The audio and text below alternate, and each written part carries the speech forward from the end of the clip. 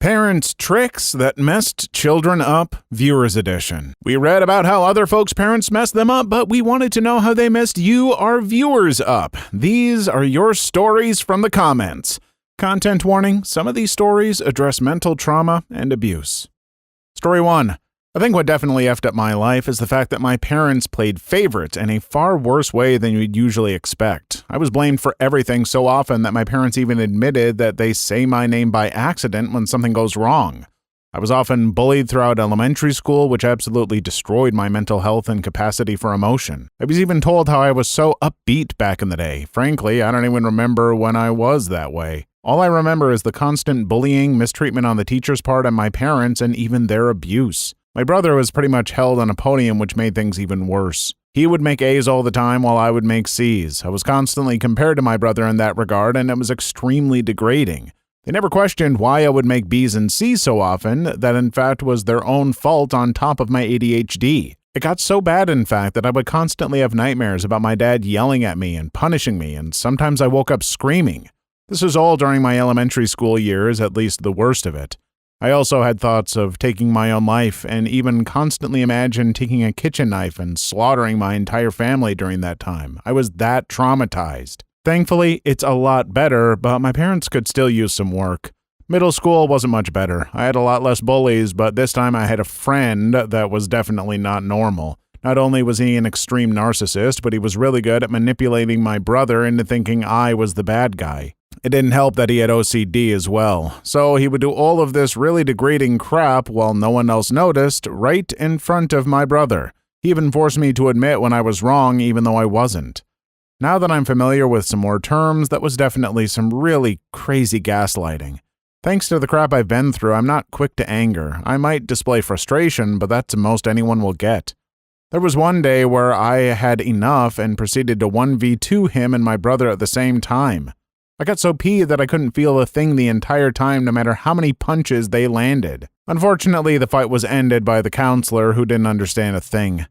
High school wasn't much better until my senior year. I still had thoughts of taking my own life from time to time, which was not fun in the slightest. In the last semester of my senior year, I was going to write a comment on here regarding what happened during middle school. Unfortunately, I copy-pasted it into Google Docs on my student account, which detects some key words. I was brought up to the counselor's office and lied about the whole thing, saying someone probably accessed my account to say those things. But I wouldn't have gotten through it without my friends. They uplifted me and supported me every step of the way, and I can't thank them enough. I even got invited to one of their graduation parties, which was a blast. When I got distinguished honors at my graduation, my mother asked me why my brother didn't get it too. Can't you just let an achievement be mine? I'm in college, and they still do this. When my brother told them he made B's and C's, they comforted him, but when I made A's and B's while explaining to them that I had an absolutely horrible semester, they still shunned me for it. I'm currently breezing through Calculus 2 and all of my other classes, while he made a 40 on his first Calculus 1 exam. He's even got a damn tutor. I haven't studied for years and I still got a B in that class, Calc 1. And that's with me during that cluster F of a semester. I'm still not recognized for my achievements by my parents to this day. Hell, I'm still peeved that my dad has never said that he loves me, just my mom. He said that he's proud of me, but only once or twice. If you reached the end, thanks. I did reach the end, and let me share a few of my thoughts. First, your family sounds rough. No kid should have to deal with that kind of treatment from parents or siblings, and I'm sorry you had to. I'm glad you were able to find friends who saw what a rad person you actually are, though I would still suggest therapy if that is an option. Therapy is good for anyone, honestly. I'll also just leave you with this. If your parents can't see how rad you are, then maybe their approval isn't worth getting. The family that matters is the family you choose. Those friends who support you and understand you, they are the family that matters. Your parents are the ones who have been burning bridges with you, so maybe they should be the ones working to repair them. Story 2. The whole, but he really does love you hit me hard because that's what my mom would always say about my dad. He would constantly say I wasn't strong enough, wasn't smart enough, would get so irrationally angry over the seemingly smallest of things and even punish me for things I didn't do. Or if he was in a good mood, he'd make jokes about the family that sounded like it was coming from a bully. I remember being 13 and he laughed that I was getting a third piece of garlic toast and he called me Thunder Thighs. That destroyed me, and I just ate less and less at dinner because if I was the first one done, I could leave the table and go do dishes instead of having to be around him. I did my best to not let it fester into an eating disorder, but I did develop a snacking habit. And what makes it worse is that my mom magically forgets everything and goes on pretending that it doesn't happen in front of her or that he does it to her as well. It really just made me realize that I can't trust her to support me around him because she's going to play peacekeeper and pretend nothing is wrong or immediately forget it. Story 3 can definitely relate to the "my parents treat me like a child" one. My parents have always dismissed and shamed anything I've said to the point where I'm unable to hold a normal conversation without them denying what I say. Like I'm not allowed to have any opinions or emotions. They treat me like I am far below them, and it has caused me to become very closed off. I don't share what I feel with anyone because I fear they will respond the way my parents do. I invalidate and shame myself for my own feelings, tell myself I'm a brat for being proud of or starting to love myself. I'm overdramatic for crying about something, etc., ultimately convincing myself that I'm incredibly inferior to my peers. It's a horrible feeling, and I've been going to therapy for quite some time, but it's hard to fix this mindset and quit bottling everything up. Hey, you're looking into therapy, you recognize issues. I think you are making progress. It might just be slower than you would like, which is unfortunately almost always the case. I know it sucks to say stuff like give it time, but yeah. Maybe also look into another therapist if you aren't connecting with your current one. I don't have much to go on, and my advice isn't super helpful, I know, but I believe in you. Story 4. When my parents got divorced, I primarily stayed with my manipulative mother. At the time, I thought she was protecting me from this person who didn't care too much about me. My mother would often convince me that I was missing remembering certain events, like times she hit us kids or times we may or may not have screwed up. Anyways, after the divorce, I had band concerts, which meant the whole world to me. My mother had convinced me that my father had never showed up to any of my concerts in the 7 years I played, and I believed her since she had hands around my memories and perception. After 2 years of multiple therapists and a massive falling out with my mother and now living with my father, he tells me that he had shown up to all of my concerts, whether he worked or not, he made the time. Apparently my mother had rushed us out fast enough where we never saw him. It's now left me questioning if any of my memories are even true or if they happened, and I'm not sure if my father and I will ever have the same relationship as the one we had before the divorce. Story 5. Probably just all of the shame I had as a kid. When I was in middle school, I was first starting to really delve into the concept of fandom and fan fiction, something I still love dearly to this day. My mom's husband caught me up late writing fanfic with a friend one night, took my tablet, and left. The next day, my mom started loudly reading what I'd been writing aloud to my household. Like, wow, Mom, thanks. Now I'm afraid to tell you what interests me because that might get done again. I still love writing both original and fan fiction, but I would never show her something seriously romantic that I've written, even if it's for the novel she doesn't know I'm working on, because there's still that constant underlying fear of being loudly humiliated for it in front of my entire family the way she did last time. I also never send anything I write to her husband because I don't effing trust him at all. I get it. If you're upset because I was up past my bedtime on my tablet, that's fine, but punish me accordingly for that. Don't embarrass me in front of the older brothers that young me idolizes because of the things I enjoy. Now I'm afraid to tell anybody about my love of fandom and fanfic because it went so horribly the first time it happened. Call me overdramatic all you like, but this was seriously traumatic for me. I've known my group of friends for years, and only very recently did I start talking freely about fanfic around them because of my fear of something like that happening again. Luckily, my friend group is lovely. They'll gently tease me from time to time and joke about the cursed fanfics they've found or written, but they'll also let me blabber on and on about my current projects and good fics I've read recently. Hell, one friend, as it turns out, is just as hyper-focused on fanfic as me, so we'll sit and blabber about it together. Happy ending, I suppose. Hey, sounds like you found a family of friends that you can better trust because that move by your mom and her husband is just awful. I try really hard not to be too judgy of parenting because it is hard to judge a parent by one action, but that one action was really a huge breach of privacy and trust. I don't blame you for being upset. I do think it is awesome you're writing at a young age and will tell you to never lose that passion because it's awesome. Story 6. My mother's logic was to continuously insult me throughout my childhood in hopes that I would want to prove her wrong and fix whatever she thought was a problem on my own. I genuinely can't remember a time where I felt that I had made her proud, only that I was a disappointment and couldn't do anything right or be anything she wanted me to be. One of the most common examples of this was her outwardly insulting the way I looked, telling me I was fat, pointing out my stretch marks, scars, or acne, etc. When I was little, I can't remember ever looking in the mirror and judging myself for any weight or anything like scars, scratches, or anything. I only remember thinking about how much I loved dressing up all girly, wearing nothing but pink skirts, dresses, tights, and only thinking about how much I loved wearing that stuff. As I got older and kept hearing more and more of her crap, I'm just about to turn 19 now, I struggle with body dysmorphia and go to extreme lengths to avoid my own reflection. I can't stand looking at my own body, having to shower is a borderline nightmare, and I can't bring myself to believe any compliments. My mind is firmly set in a belief that everyone is lying to me, that they're only being nice to avoid hurting my feelings, and that they actually think that I'm disgusting, ugly, fat, stupid, a terrible artist, a terrible singer,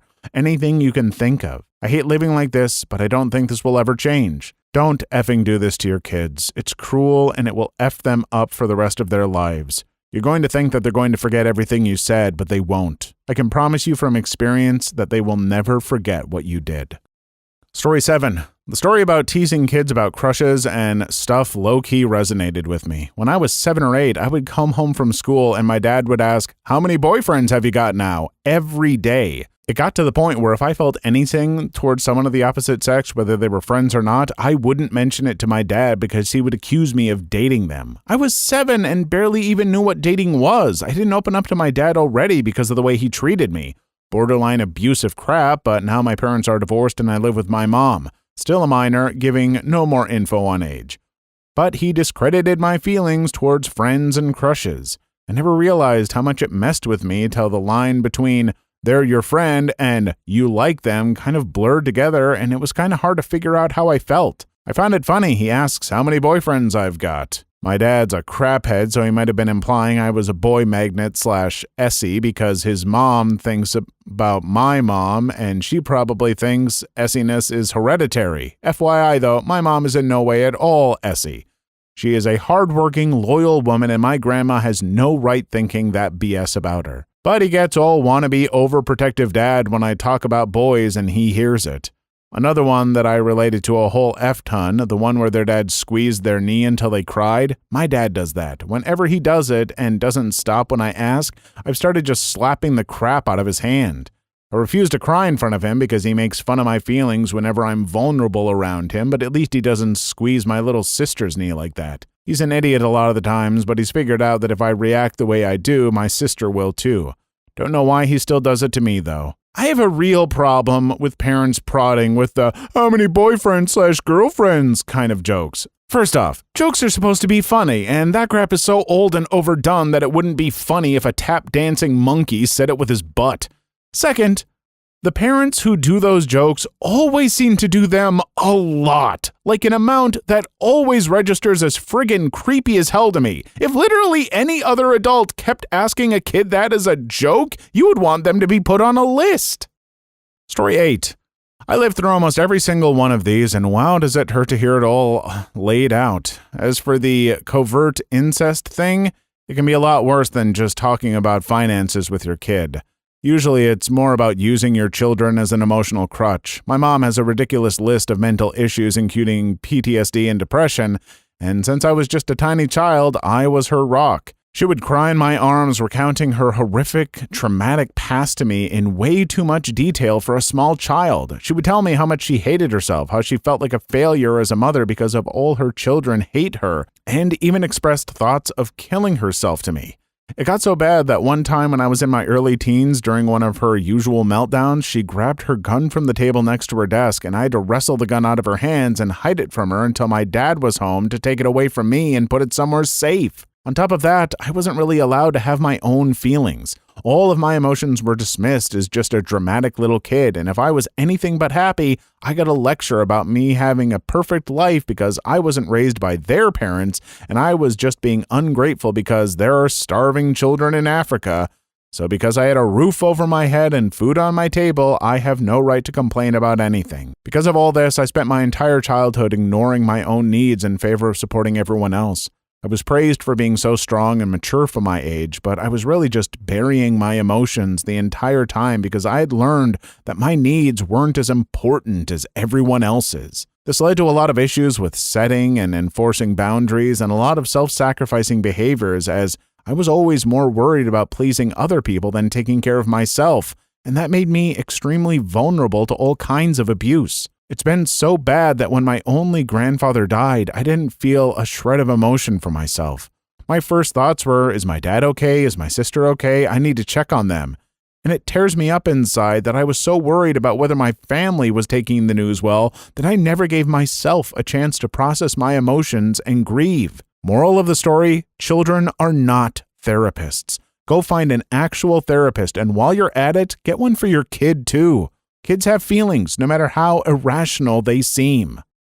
Story 9. My parents did a lot of these things, and it makes me really sad. I went through a lot, and now I'm 21 with a dead mom, a stepdad who I got away from years ago, but I can't escape from in my head because of the abuse. My mom is gone, and I can't talk to her. Most nights I cry because I want to hear her say she's sorry and explain herself for all the torment, manipulation she put me through, as well as all the things she allowed my stepdad to do to me, and what she allowed him to do when I tried to come out about it. On top of that, she lied to me multiple times about who my father is and died with the actual answer. Now I don't know who it is after being turned in every other direction. Whenever I brought up stories she didn't want me remembering, she'd go crazy on me. She'd tell me I was remembering things wrong. I still don't know who I am and battle reality daily. It's a struggle knowing there's so much out there and feeling like you'll never be able to achieve any of it.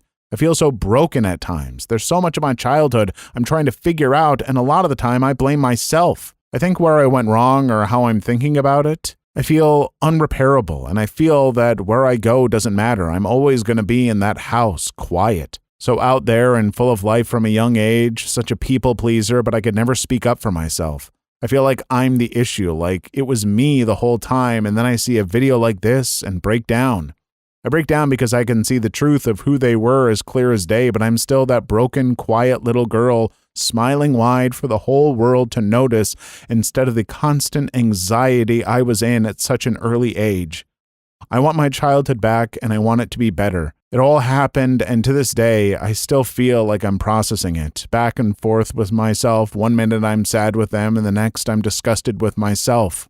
I hate this. Hey, I am seriously so sorry for what you've been through, because no one should have to go through that. Let me be absolutely clear that you are not at fault. I can't imagine how hard it must be dealing with the memories and all that day after day, and I won't ask you to pretend like things are fine now. The hurt is valid, but the disgust with yourself is a lie instilled in you because of the actions of others. Life can get so much better than you might even realize right now, and you deserve that life, that happy life. If therapy is an option, I can't recommend it highly enough. It is more helpful than you realize to have a third-party perspective to give you insight into yourself. Until then, just know I think you're incredibly brave for sharing, and your strength impresses the hell out of me. That goes for all of you. Story 10. My parents aren't nearly as bad as some. They have been quite good, but also not really. Both of my parents used to scream, use angry voices at me when I was a toddler, and punish me by making me stand in a corner and think about my actions. Till this day, whenever I sense the tone in someone's voice, I instantly either run away to my safe place and or start crying pretty much instantly, no exceptions. I also have a very short cry meter in terms of personal topics. For example, I'm crying while writing this. I literally can't even talk about how I want the world to change or what I hate about school without crying every time. My younger brother also used to tease me for falling in love. I didn't even tell him myself. My parents must have leaked it, so I just straight up stopped. Now, whenever I like someone, I keep it a secret from literally every single soul on the planet. Even my best friend doesn't know a word about it. And I bet if I'd ever actually date someone, I'd still not tell my family until it just comes out on its own. It's been fine for a while. My father has mostly cured his anger issues, but ever since my mother went to university, things have been getting out of hand again. My mom thinks she has to do everything. She's a workaholic. And you know how it is in university, no rest whatsoever. She has sleeping problems, but all she does is just get through it. She has zero free time. She's constantly complaining about school and work. Sometimes when I try and ask her something, she'll go on a rant of, "Do you even have any idea how busy/hard it is for me?" with that voice. I just quit before she ends a sentence because of what I told you above. She has also threatened me with child services taking me to an orphanage when I don't go to school. Story 11. My parents fought in front of me horribly one night. My mom had put my dad's salad in a small bowl, and apparently it was too much of a hassle to get a bigger bowl or just eat non-mixed salad or just politely ask my mom to use a bigger bowl next time. But that turned into a huge argument of me having to pick a side. One of my dad's friends literally just leaving for a day because of the drama, a sleepless night full of arguing, threats of divorce, talk of the wedding and how it should have never happened, calling me a mistake for not choosing the right side, my dad's side. All three of us not talking for the next day or so, a laptop thrown and a hole in the wall, me actually fearing for my mom's safety and for my own safety, lots of alcohol, lots of yelling and fighting tears, all over a effing salad. A while before that, there was an argument. I don't even remember what for, but it ended with my dad calling me a scammer for selling my art online, using the logic that my art is so bad that by offering it to people and people paying for it, I'm wasting their money. I got angry for damn near the first time in my life. I wanted to fight back, but I knew it was a losing battle. I glared at my dad a little too hard, and he literally said, "You want to fight? You want to throw down, huh, punk?" before slapping me in the face a few times and saying, "Look who's so tough now, all it took was a few slaps." To which I responded to storming off to my mom. He chased me, but stopped as soon as he was in my mom's view. He told her what I did, almost like a kid tattling on a sibling. I was peeved, and that argument ended with me breaking down and asking for my mom to reimburse me, letting me leave, and she told me to shut up and calm down. She said I was overreacting and just being an emotional teenager. Maybe I was, but come on, man, like 14 years of abuse that seemed to double in severity day after day. It hurt. I'm not 14, I just wasn't raised by my parents my whole childhood. This is just a final note from me to all of you who shared. Obviously, I'm going to encourage therapy, but I know that isn't an option for everyone. What I can say is that as much as it hurts, and it does hurt, if your parents mistreat you, they are in the wrong, not you. Talk to someone you can trust. I wish I could do more or that we could have read more stories, but it's just not feasible. My heart goes out to all of you. Please leave your story in the comments. I would love to make a video on them in the future. Also, don't forget to like and subscribe.